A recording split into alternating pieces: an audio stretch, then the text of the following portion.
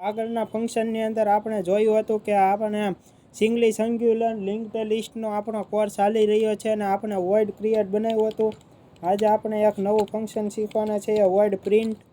તો વોઇડ પ્રિન્ટને પહેલાં તો આપણે ઉપર ડિક્લેર કરી લીધા પછી આપણે હેઠે પણ એને ડિક્લેર કરવાની જરૂર રહેશે. એટલે કે આપણે કેસ 2 એની અંદર બનાવી નાખીએ અને કેસ 2ની અંદર આપણે લખશું પ્રિન્ટ કરીને હું એને ગેચ દ્વારા પણ ફંક્શન દ્વારા પણ એને દર્શાવીશ, કારણ કે મારે એનું આઉટપુટ જોવું છે એટલા માટે.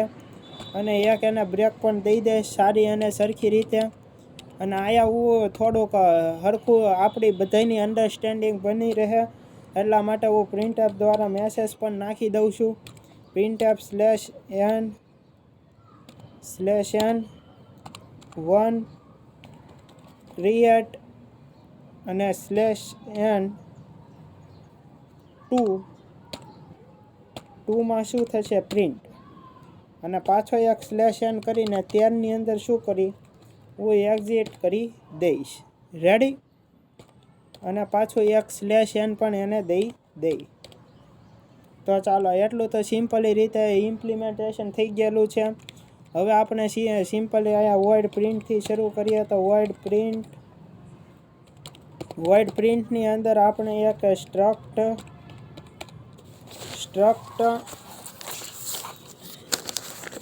વોઇડ પ્રિન્ટની અંદર મારે શેની જરૂર પડશે?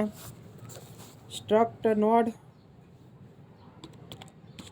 નોડ સ્ટાર ptr ની જરૂર પડશે. અને ptr ને હું ક્યાં રાખી? હેડ પાયે, કે જ્યાં મારો હેડ હશે ને હું ptr ને રાખી.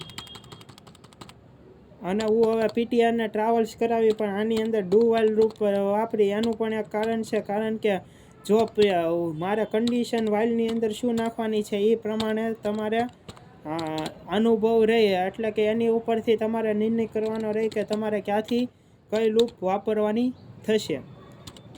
મારે ડુ વાઇલની અંદર કન્ડિશન નાખવાની છે એટલા માટે મેં આ ડુ વાઇલ લૂપનો ઉપયોગ કરેલો છે.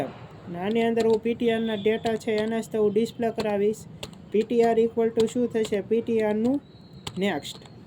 એટલે કે મારું પોઇન્ટર છે ptr ના નેક્સ્ટ સુધી જતું રહેશે. એવું જાતું રહેશે.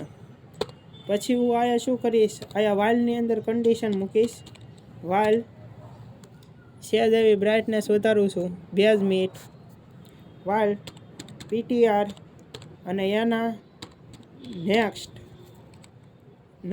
આપણે નેક્સ્ટની નહીં પણ ptr ની જરૂર પડશે. Not equal to head. ptr માં જ્યાં સુધી હેડ ન આવે ત્યાં સુધી. જોવા મારે આવી જ કન્ડિશન મૂકવાની હતી એટલા માટે. જો હું ઓલી ખાલી વાઇલની અંદર જો હું આની અંદર આ કન્ડિશન મૂકત તો તે ન ચાલત, કારણ કે આપણો ptr પહેલાં સૌપ્રથમ વાઇલ ઉપર જ સ્થિર હોય છે એટલા માટે. અને અહીંથી હું એક ગેચ નામનો એક મેસેજ પણ નાખી દઈશ, જેથી મારું આઉટપુટ મને વ્યવસ્થિત રીતે બતાય. અને હવે હું આ કોડને રન કરીશ અને તમને આઉટપુટ બતાવીશ. તો આની અંદર ક્યાંક તો મિસ્ટેક આવી ગઈ છે. વોઇડ પ્રિન્ટની જગ્યાએ મેં ખાલી p1 છે વધારાનો એડ થઈ ગયેલો છે. તો એને આપણે p ને સિમ્પલી કાઢી મૂકીએ.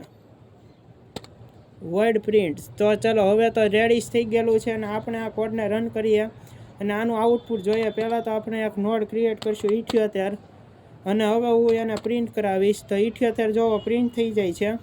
પણ આની પછી મારે ચોઈસ નથી આવતી. તો ચોઈસ લેવા માટે હવે હું પાછો 1 કરી તો લિંક લિસ્ટ એમથી પાછો પ્રિન્ટ કરાવી એટલે 78 ડેટા મારો પ્રિન્ટ થઈ જાય છે.